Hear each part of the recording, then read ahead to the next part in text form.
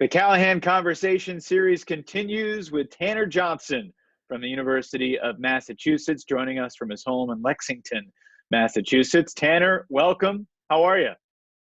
Good. I'm doing good. How are you? I'm doing fine. It's good to see you. I'm curious what life has been like for you these past couple of months. I'm just finishing up school. I was actually in Panama visiting a friend doing Peace Corps when I got the news that our season was shut down and that school was over. So it was actually quite shocking to come back to the States and see everything as it was. But I've just been bunkering down, finishing my classes, still throwing, getting my workouts in. But yeah, just chilling for right now, staying safe, staying indoors. I'm presuming that was over your spring break. I'm curious to hear what you were doing in Panama. And I mean, was it strange? Did you have to adjust your plans to come back because of the hysteria of everything? What happened? Yeah, so I was in Panama visiting a friend and I got the news and then I was originally it was actually the week before spring break because it was the only week that worked for one of my other friends. It was a whole group of friends of ours from high school and we went to visit and one of them's in med school, so we used his spring break because his school's a little more strict. And then I was actually gonna fly to Myrtle Beach where ZooDisc was gonna have spring break, but then I had to change my flight plan to go back to Boston, and then I didn't even go back to campus. I just went straight home. So Wow. yeah, Obviously, you've played a lot of Ultimate, but your fifth year, only happens once unless there's an asterisk, and maybe it could happen again.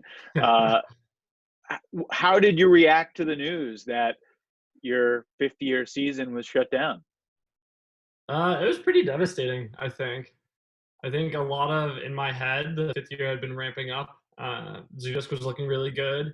The team was feeling really good together. The chemistry was building. Our offense was finally one of our strong points, which we had a little had a little trouble with in past years. But it was very devastating. It was really hard to hear, and then to learn that I didn't even get to see the guys too before going was even sadder. But yeah. What has the typical day been like back home these past couple months?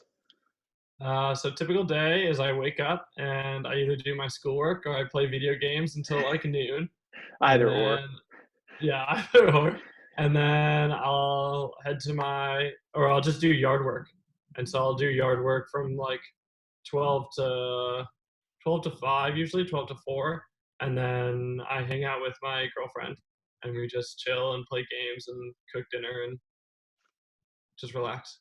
Doesn't sound too bad. I know you have been playing Ultimate for a long time and came to UMass with a pretty good reputation already established. Can you take us through your Ultimate origin story? What other sports you played growing up and how you found our sport, Ultimate Frisbee? Yeah, so I played hockey from elementary school to middle school. In middle school, I did track. And then when I got to high school, my uncle played for an old Boston team called Rude Boys. And my dad had started his Frisbee team at college, at Westfield. And then, yeah, and then so my uncle actually knew Tina Booth all the way back in college and knew that she had a awesome camp that if I wanted to learn the game that I should go to. So from between 8th grade and 9th grade, I actually went to NUTSI, National Ultimate Training Camp out in Amherst. And I did the week-long sleepover camp there.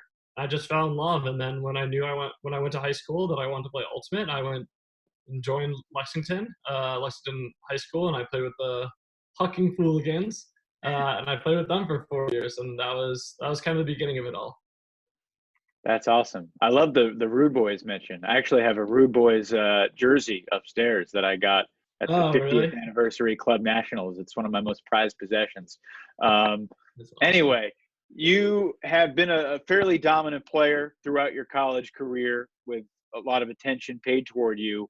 Uh, what does it feel like to be at this stage of your career where you're UMass's Callahan nominee and one of the top 5 Callahan finalists in the nation? It's really awesome. It's really just like an honor. It's an honor to be nominated by your team to be their representative. Luckily, I've had the chance to do this 2 years in a row, and then it's just amazing to be kind of recognized by the community a little bit as well. and have them vote for you to be in the top 5. And it's really incredible, to be honest. And I couldn't like thank anyone else more than my team and my coaches and the people who voted. So Let's talk about your Callahan video. Who's responsible for the editing and putting that together, and what was your first reaction when you saw it? So I went through and I clipped all of our games, and then I gave all the clips to Jay Clark. And Jay Clark, who everyone knows, Nick Lances and Hannah Leathers, and obviously Mac Hex from last year. And then he put it together, and it was awesome. I didn't agree with the song choice at first, but then Jay, working his magic, obviously made an awesome video out of it, and I really like the song choice now, and I couldn't be happier with how it came out. I got to see clip by clip at each part, and he made the beginning and then the end, and then he filled in the middle, and every time that he sent me the clip, I was like, wow, this is incredible. Like, I'm just excited for more and more of it to come out. So I'm curious, has Jay tried to monetize his Callahan video business? Because he's got this reputation as the best. yeah, no, there's no. I mean, I'm just friends with Jay from when I played with Dig in 2018, and it was funny because last year Mac and I both asked him, but I think Mac knew him a little better, so Mac got the upper hand. But no, he's not monetizing it at all. He did it for free, which I'm very thankful for because he put in a lot of work and a lot of hours to it. So One question that I'm sure people are asking you and want to know is, do you plan to play a 5th year of College Ultimate next year? And it's fine if you don't know, but I'm curious to ask. striving for 6. I used to say strive for 5, and now it's striving for 6. I don't know. I think there's a part of me that's at this stage of my life that's ready to not go back to college and like just try to find a job and start working. And then there's obviously the part that everyone wants to play College Ultimate for as long as they can. No one wants to give it up early. So I don't really know right now. Right now I'm on the line and I don't know which way I'll tip. Fair enough. Well, it's truly unfortunate that we're not all preparing for nationals right now. But this Thursday, the Callaghan Award will be unveiled.